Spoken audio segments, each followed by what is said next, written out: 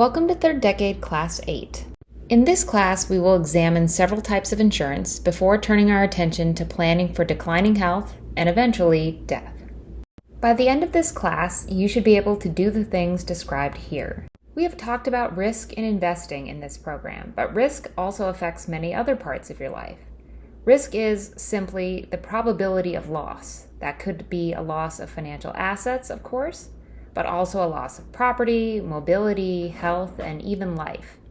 Think for a moment about the risks you face in a typical day. Which of your daily activities pose risks to you? What kinds of losses might you face? And what actions do you take to address these possible losses?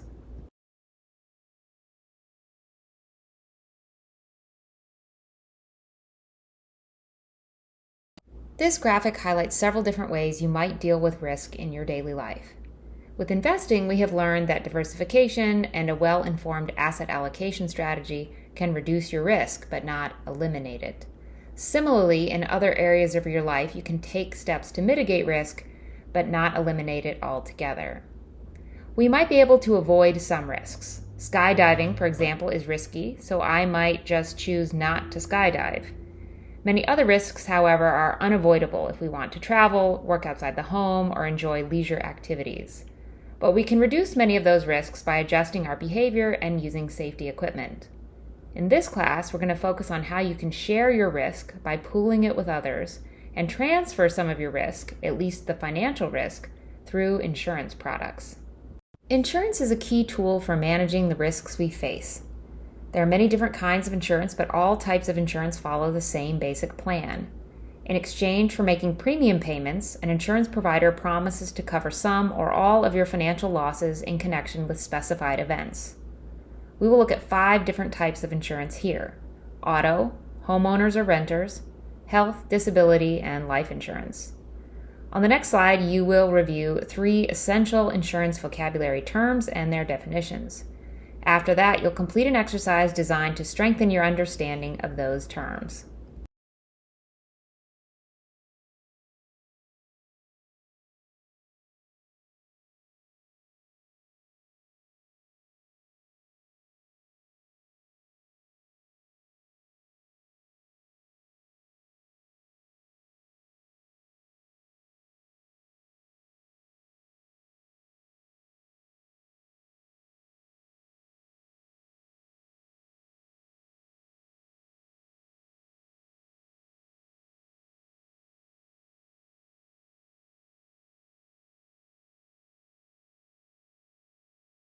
If you have a healthy emergency savings fund, you may be able to afford to self-insure against some losses. When you raise your deductible, which lowers your premium, you are committing to covering more losses yourself. Similarly, with something like a homeowner's policy, you might pay for smaller losses out of pocket. Let's say you replace a broken window, and not report them to your insurer. This can help hold your premiums down by keeping claims to a minimum. However, for large losses, you would not proceed this way. Those losses are exactly what insurance is for. So again, a fully funded emergency savings account also makes it possible for you to raise your deductibles and realize savings on your insurance premiums. It's easier than ever to shop for insurance online, but if you want to outsource some of that effort, you can consult an insurance agent. If you go that route, you will probably be best served by seeking out an independent insurance agent. A captive agent can only sell you policies from a particular provider, while an independent agent can work with many different companies to build an insurance package that is tailored to your needs, often at a lower cost. Insurance policies aren't known for being the most stimulating reading, but it is in your best interest to be sure you understand your policies. After a natural disaster, it's common to hear stories of individuals who believed they had certain kinds of coverage that they did not, in fact, have. This is where an insurance agent can be helpful. Ask them to explain each part of the policy while you take notes for future reference. You likely already know that you can save some money in premiums if you bundle 2 or more types of coverage with the same provider. Just be sure that bundling doesn't require additional kinds of coverage, like jewelry coverage, for example, that you don't really need. Regularly shopping around for insurance can also reap big rewards. According to our financial mentors, young people are paying wildly different rates for similar kinds of coverage, and you may be able to save quite a bit by switching your provider. There's a lot of evidence that auto insurers, and likely other insurers too, engage in price optimization, or what economists would refer to as price discrimination. By continuing to stick with the same provider as premiums rise, maybe even modestly, over a number of years, you're basically telling the provider that you are not that sensitive to price. They will, in turn, continue to increase your premiums. Sometimes you can combat this simply by calling your provider at renewal time and asking them to reevaluate your policy and premium. Sometimes, almost by magic, new discounts appear because you've demonstrated some sensitivity to prices. If that doesn't get you anywhere, you should take action and shop for other providers. Just be sure you are comparing apples to apples in this process. Quite a few third-decade participants have achieved sizable savings by switching their insurance providers. I know this is inconvenient, but shopping around once each year can help keep your insurance costs low. We're going to start with auto insurance. It is probably the first kind of insurance you ever had to purchase for yourself. Most states require liability coverage, that is, insurance coverage that pays for damages you cause to others when you are at fault in an accident. While the minimum requirements vary by state, what's listed here is fairly typical. The data on this slide reflects what Arizona requires: $25,000 per person for bodily injury with a cap at $50,000 per accident, plus $15,000 for property damage. So we would describe these minimums as 25, 50, 15. If you take a moment to think about this minimum coverage, it probably strikes you that these amounts are very low. It's not unusual for the total cost of property and bodily damage to far exceed these minimums in an accident. For that reason, you are well served by having coverage levels that are higher than the bare minimum. If you look at the declarations page of your auto insurance policy, remember that's a one-page summary of your policy, you will almost certainly see that you have coverage several times higher than the minimum. If you don't, that might be something for you to reevaluate. Sometimes you'll hear someone say, "I have full coverage on my vehicle," but that term, full coverage, does not mean the same thing to everyone because there are several different types of auto insurance that may or may not be currently included in your auto policy. If you're still making payments on your vehicle, you will be required to have more than just liability coverage.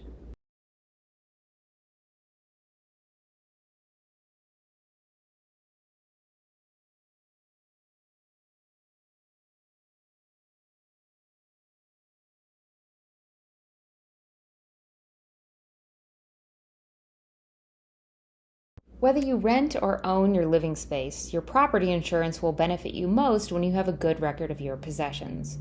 Use your smartphone to create a video walkthrough of your living space. You should also consider saving receipts or pictures of receipts for expensive home purchases on the cloud in case at some point you need your insurance company to reimburse you for them. More than 50% of renters do not have an insurance policy, even though it is inexpensive and offers protection for your possessions. We've had several third-decade participants tell us stories about the value of their renter's insurance. One participant told us her laptop was stolen when she was traveling abroad, and her renter's insurance covered that. Another had her apartment broken into, and her renter's insurance covered all the electronics that were stolen. A renter's insurance policy may also offer some liability coverage for damage that you might inadvertently do to the place you are renting. It is also common for renters' policies to include coverage for the cost of staying in a hotel if your rental unit becomes uninhabitable for a period of time. The average cost of renter's insurance in the U.S. is about $15 per month and offers significant benefits. If you are paying on a mortgage, you are required to have homeowner's insurance, and you would be advised to have that even when you pay off your home loan. A typical homeowner's insurance policy covers many types of damage to your home and provides at least some liability coverage for injuries incurred on your property. Most homeowners' policies do not cover damage resulting from war, floods, earthquakes, wear and tear, and neglect or failure to maintain the property. Earthquake and flood insurance can be purchased as separate policies. One thing to look into is whether your policy is adequate to rebuild your home if it is so damaged that you have to start from scratch. What you paid for your house or the value stated on your tax assessment is not the most useful figure in determining the coverage amount needed to rebuild. You can get a sense of this by looking up an estimate of the per square foot construction cost in your area and multiplying it by the square footage of your home. You can then compare that figure to your current coverage amount, and if your current coverage is significantly lower than the dollar amount needed to rebuild your home, you can contact your insurer about increasing the size of your policy. As with other kinds of insurance, you can save on your homeowner's policy premium by increasing your deductible. For example, by increasing your deductible from $500 to $1,000, you can save up to 10% on your premiums. Note that your mortgage provider might have rules that limit your ability to adjust your deductible. Remember, you should only increase your deductible if you have a well-funded emergency savings account. Of the insurance types we will cover in this class, health insurance is perhaps the most important. It is also one of the more complicated insurance types. Without health insurance, a serious injury or illness can completely derail a financial plan. For that reason, even young, healthy individuals are advised to purchase health insurance. While most third-decade participants access health insurance through an employer-sponsored plan, it is not the only option available to you. If you are among our youngest participants, you may still be on a parent's health plan, which is permitted until at least age 26. You can also purchase insurance through the Federal Exchange or Marketplace that was created with the Affordable Care Act, which you may know as Obamacare. Some states have their own exchanges too. Healthcare.gov is the home of the Federal Health Insurance Marketplace and is an excellent place to begin your research if you do not have access to insurance through your employer. The site will allow you to compare insurance coverage options and will help you determine if you are eligible for a federal subsidy, that is, reduced or even sometimes free health insurance premiums. It is also possible to purchase a policy directly through an insurance provider. As is noted on the slide, you either need to enroll in a health insurance plan during an open enrollment period. This typically occurs once each year for a period of 4 to 6 weeks, or upon a qualifying event such as losing health insurance, moving, starting a new job, turning 26, getting married, or having a child. According to our financial mentors, the most common types of health insurance plans available to third-decade participants are a high-deductible health plan paired with a health savings account or a traditional copay plan, which could take the form of a PPO, HMO, or point-of-service plan. We'll take a look at these two plan types. With a copay plan, you can access medical services at lower costs by seeking care within a defined network of medical providers. While you can seek care outside the network, it will be more expensive. In some cases, your insurance might not cover that care at all. Preventive care, such as an annual physical, will be covered 100%. Otherwise, you will be charged copays for medical appointments. Charges for additional treatment or procedures will go towards your deductible, and then coinsurance after you have met your deductible. If you have hit your annual out-of-pocket maximum, your care will be covered in full until the new coverage year begins. Note that copays typically do not count towards your deductible, but do count towards your out-of-pocket maximum. Premiums for traditional copay plans are usually higher than the high-deductible plans we will see in a moment. Even though this kind of plan is more expensive in terms of premiums, the more generous coverage means it can be a good option for someone who expects to need frequent medical services, such as those with a chronic condition or those who expect to be pregnant in the near future. Here is a simplified example to help you understand how a traditional copay plan works. Assume an individual has the policy described in the box on the right. At the beginning of the coverage year, the individual schedules an annual physical, which is covered 100% as preventive care. Now imagine this person complained to their physician at their annual checkup about shoulder pain, and their physician referred them to an in-network specialist. The individual will pay a $50 copay for their initial visit with the specialist. Remember that copays count towards the out-of-pocket maximum, but not the deductible. Now assume the specialist determines that a $7,000 procedure is necessary. Given the plan described on the right, and assuming this scenario is the first medical care the individual is getting under this plan, what do you think their out-of-pocket cost will be? The individual will pay their deductible amount and then coinsurance of 20% on the remainder of the procedure fee. The total cost to the individual, excluding premiums, comes to $2,250. This individual has not yet met their out-of-pocket maximum, so if they need additional medical care in the coverage year, they will continue to pay copays and coinsurance until that out-of-pocket maximum is reached. The other common health insurance option available to third-decade participants is a high-deductible health plan paired with a health savings account, or HSA for short. We've discussed HSAs in previous classes, but I've included information again here about what qualifies an insurance plan as a high-deductible plan and therefore allows access to an HSA. This kind of health insurance will often charge lower premiums than a traditional copay plan, but the coverage will be less generous. It is not uncommon for an employer to contribute some funds to an employee's HSA, and the individual holding the policy can also contribute to the HSA up to the limits set by the IRS. Remember, an HSA allows you to pay for medical expenses with tax-free income, and the full unused amount rolls over to future years. Compared to traditional copay plans, these plans usually have a higher deductible and often higher coinsurance and out-of-pocket maximums too. For that reason, high-deductible health plans are usually a poor fit for someone with a chronic health condition. However, the low premiums and an opportunity to save for future healthcare costs in an HSA can make this a viable, even highly beneficial option for someone who does not expect to need frequent medical care. Here is the same simplified example from before, the only difference being that the person in our hypothetical scenario has a high-deductible health plan and an HSA. Notice in the policy description on the right, the deductible, coinsurance, and out-of-pocket maximum are all higher than the traditional copay plan in the previous example. Again, the annual physical is covered in full, but now when the individual sees a specialist, they pay the full fee for the service rather than a copay, in this case, $250.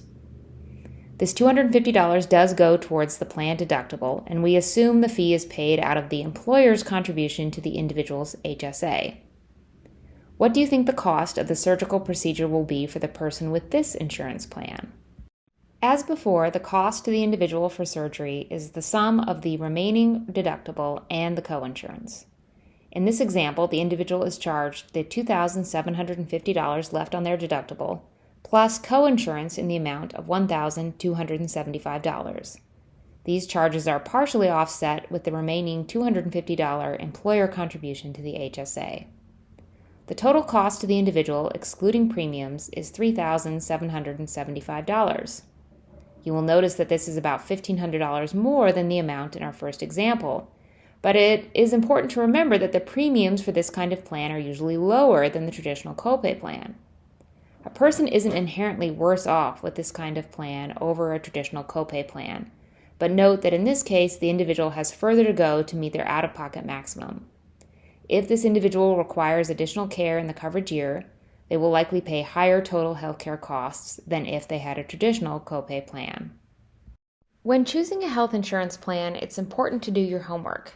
Carve out time to study your options. Be sure to read over the summary of benefits and coverage document for each plan you are considering. If you have an existing relationship with a physician that you want to maintain, you will want to check and see if that physician is in the network of providers for each plan under review. Of course, you should carefully consider your expected costs. You can never know for sure what your medical needs will be in a given year, but use the information you do have to make some rough estimates. Be sure to factor possible employer HSA contributions and potential federal subsidies into your calculations.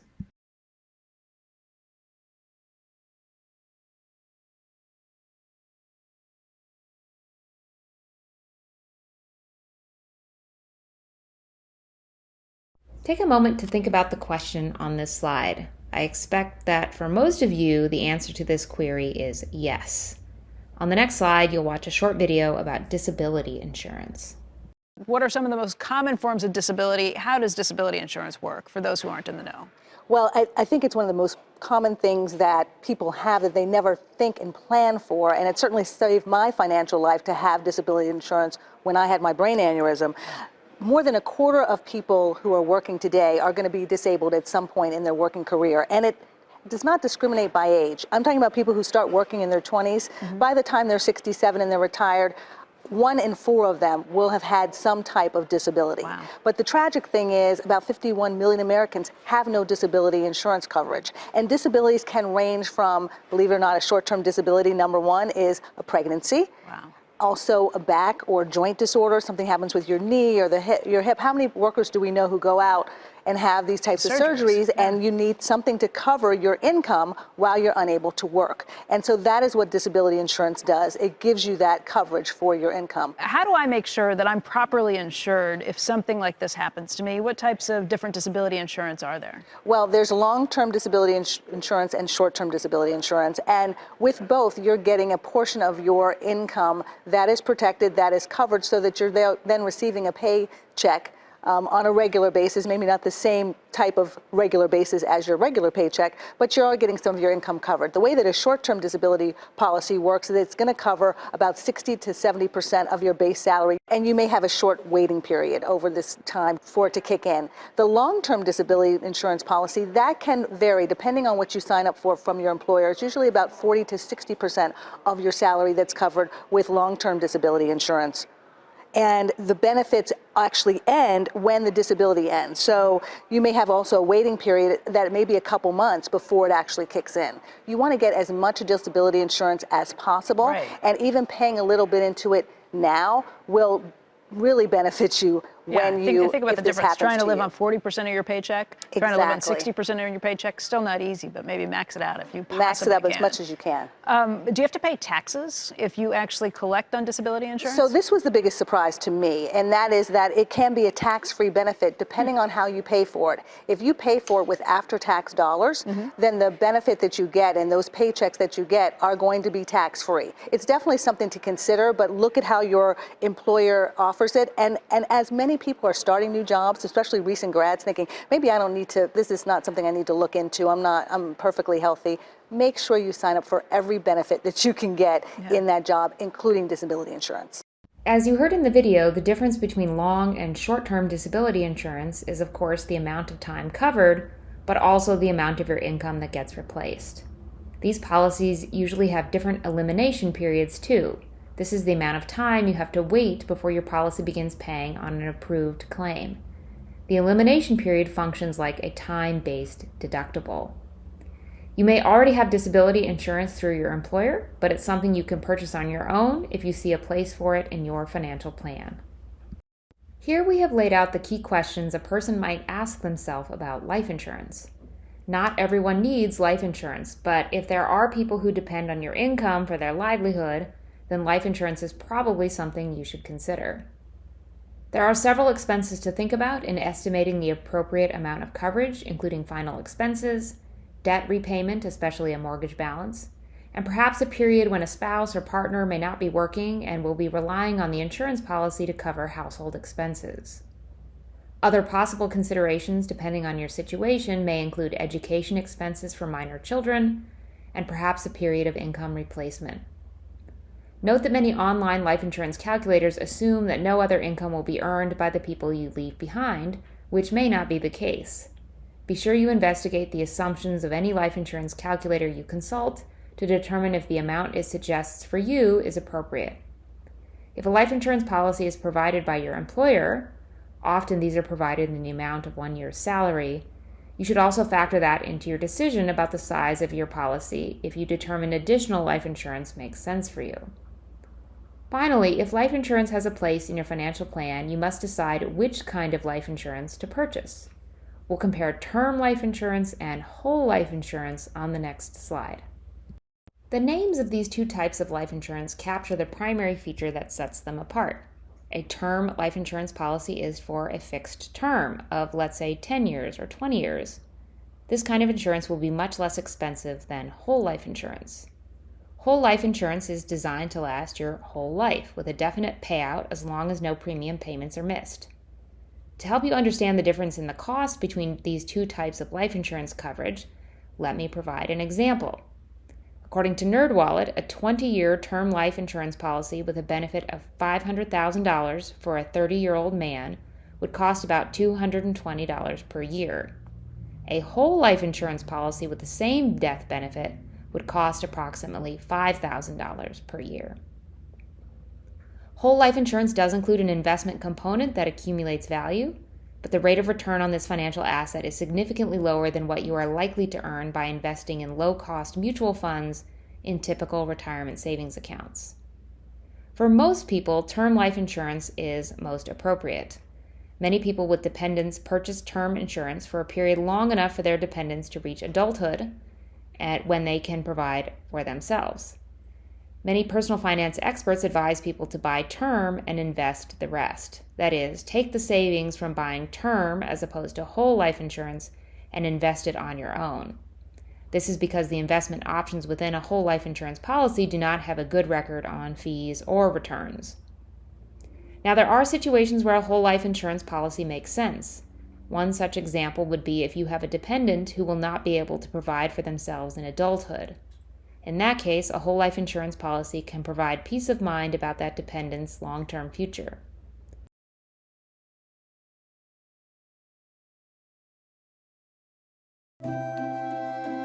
If estate planning brings to mind elegant mansions with lush gardens and sweeping views, think again.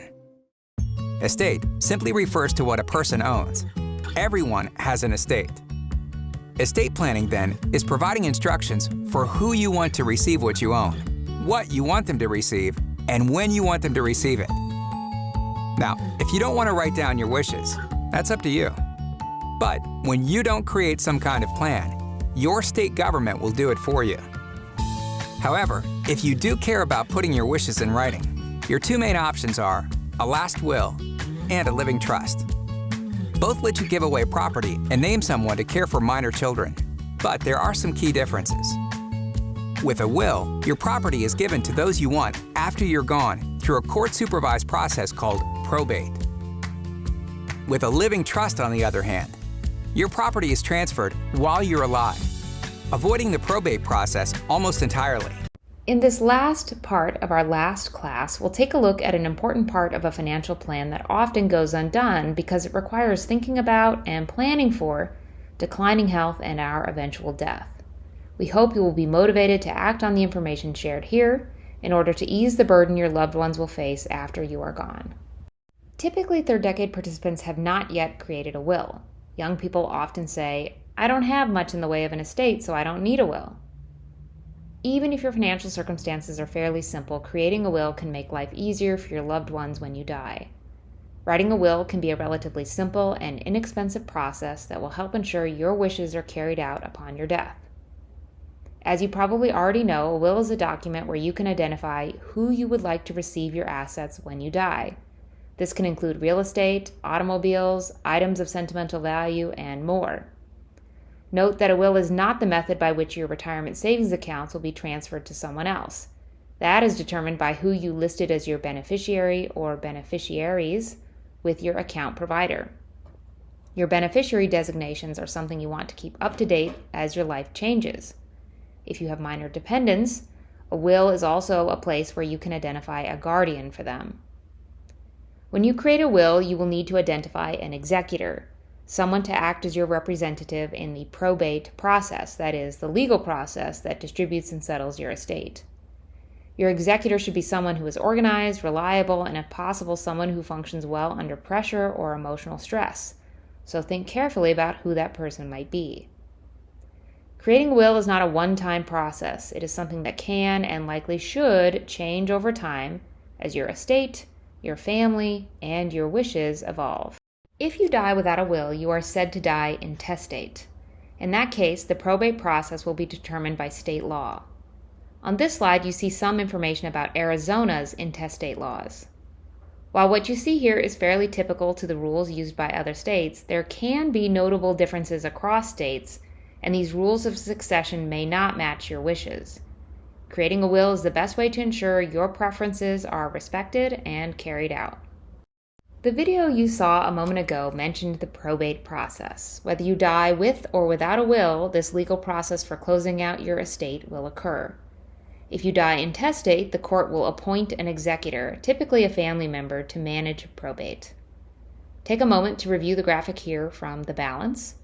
Once you've done that, you will have a better understanding of why the probate process can take some time. While it's possible for the process to be wrapped up in several months, the lack of a will or a will that is contested can extend the time frame out to well over a year. Probate usually costs 3 to 7% of the estate. The good news is that it's easier than ever to create a will. There are a number of online legal services that can help you create a will inexpensively or for no charge at all. You may even have access to some legal assistance as an employee benefit. The American Red Cross has created a very helpful workbook for will planning that we've included as an additional resource in the online classroom. One of the most valuable parts of the American Red Cross document is that it urges you to create records alongside your will that will help your family members manage your online life after you die, including social media accounts, online financial accounts, and subscription services. Note that each state has its own rules about what makes a will valid, so be sure your document meets your state's standards. On the next slide, you will learn a bit more about a living trust as an estate planning tool. You may have a will to declare how you want your assets distributed at your death. Well, a revocable living trust can accomplish the same objectives with more individualized control while saving your loved ones the time and money that probate requires. It is also a great tool to plan for potential incapacity. A revocable living trust is a written agreement that is created while you are alive and can be modified as long as you are competent. In most cases, you will be the trustee and beneficiary while you are alive. If you are married, your spouse can also be a co-trustee and beneficiary until one of you passes away, at which point the surviving spouse then becomes sole trustee. To finalize the creation of your trust, you must transfer property you own into the trust. Even though you're transferring your assets, you remain in total control, and you can withdraw or add property during your life. Transferring these assets will save your beneficiaries time and money by avoiding probate. With only a will, your beneficiaries have to go through probate to retitle the assets that were in your name at death into their name. This court-supervised process could take months or even a year or more to transfer assets. By contrast, your successor trustee can quickly transfer trust property to your beneficiaries according to the terms of your agreement. Another benefit of a revocable living trust is the control over how your assets are distributed. If you don't want a beneficiary to receive his or her inheritance outright, you can set up restrictions on how and when it will be distributed. Another common reason to set up a trust is for the benefit of a minor or special needs individual. Having provisions in your trust for a minor avoids the court appointment of a guardian of the property, someone you may not even know. It can also prevent the release of funds in one lump sum when the minor reaches the age of majority. For special needs individuals, having funds in a trust can allow access to the money to increase their quality of life while protecting their public benefits. In addition to giving you greater control and flexibility, a trust also helps protect you in the event of incapacity. And with longer life expectancy, the risk of incapacity is increasing. It is not a pleasant thought, but who would manage your financial affairs if you are unable to? Without proper planning, a court-appointed guardianship may be required. With a revocable living trust, you can avoid this court intervention by naming a successor trustee to manage your financial affairs should you become incapacitated. If a revocable living trust is right for you, an important decision is who should be your successor. You can name a family member, a friend, or a corporate trustee. As an alternative to a will, or sometimes a complement, you can create a living trust. When you create a living trust, you are generating a legal entity to which you transfer your assets. Those assets are then managed by the person or organization you designate as trustee, which can be you. You might also designate a spouse, partner, or other person as a co-trustee. When you die, the trust has control over your assets, and your trustees can quickly distribute them to your beneficiaries according to your wishes, avoiding the probate process. A living trust does give you more control over how your descendants and beneficiaries use your assets. For example, you might specify funds to be used for education expenses and be able to impose some legal barriers to those funds being used in some other way. Some individuals opt for a trust because the probate process can be slow, as we've discussed, and because it is a matter of public record. Creating a trust is more costly and complicated than creating a will. In addition to creating the legal entity, you must transfer ownership of your assets to the trust. For most third-decade participants, a will rather than a trust is likely the most appropriate estate planning option. However, as your financial life becomes more complicated over time, for example, if in the future you come to own property in more than one state, a trust may become a desirable estate planning tool. The terms advance directive and advance care planning are umbrella terms referring to a number of healthcare documents an individual can create to ensure their wishes are honored in the case of declining health or healthcare emergencies in which you cannot express your wishes directly. With a healthcare power of attorney document, you identify an individual to serve as your proxy if you are not able to make healthcare decisions on your own. Be aware that you can also, in many states, create a separate mental healthcare power of attorney. A living will is a document that allows you to outline your preferences about a number of healthcare procedures and treatments that you do and do not want performed, so physicians and family members have your guidance if you are unable to provide it directly. You may also choose to complete a number of other specific documents to include in your advance directive, like a do not resuscitate order or paperwork around organ, tissue, or whole body donation. Once you have made progress on some of your immediate financial goals, you might consider planning for your final expenses. We've shared data here from the National Funeral Directors Association on the median costs of a funeral. Without preparation, your final expenses may become a burden for your family. If life insurance makes sense for your financial plan, that policy can cover these costs. Alternatively, you can set up a savings account that is payable on death for this purpose. The benefit of this type of account, as opposed to a typical savings account, is that your beneficiary would receive these funds without the delay of probate. We hope you'll be motivated to start today on the estate planning part of your financial plan. Reviewing and perhaps adjusting your insurance coverage will help you ensure your risk management plan is in good shape. As always, we encourage you to pass on what you have learned to friends, family, and colleagues. Here again are the learning objectives we set out for Class 8. You should be leaving this class ready to effectively evaluate your insurance needs and to get started with estate planning.